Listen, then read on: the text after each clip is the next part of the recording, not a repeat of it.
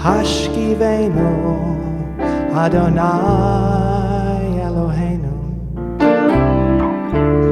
L'shalom. The Torah reading, Parshat Vayikra, begins, Vayikra el Moshe, Vayedaber Hashem elav. Hashem called to Moses and spoke to him. The word Vayikra means called. The 14th century rabbi Yaakov ben Rash, known as the Baal HaTurim, pointed out that the letter Aleph at the end of the word Vayikra is written really tiny. He explains that Moses, in his humility, wanted to write it without the Aleph altogether so that it would spell Vayikar instead of Vayikra, implying that God didn't call to Moses, but simply happened upon Moses by accident.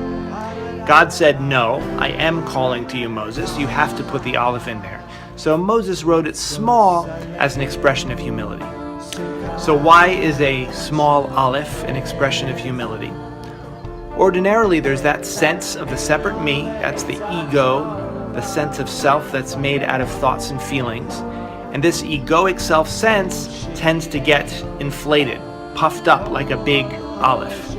But when you become aware of your thoughts and feelings, rather than getting absorbed and identified with them, then that inner me seems tiny compared to the vastness of your awareness.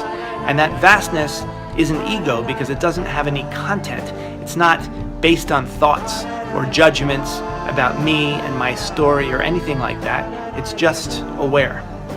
It's literally nothing, called ayin in Kabbalah, because it's not a thing.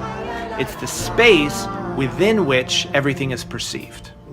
So on this Shabbat Vayikra, the Sabbath of calling, may we hear the divine call to be aware of our thoughts, our feelings, our sensations, and everything that arises in our experience in this moment as part of the tapestry of reality, the oneness that manifests in all forms.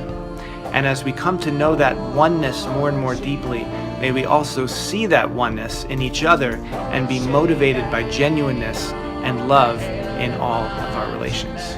Good Shabbos. Good Shabbos.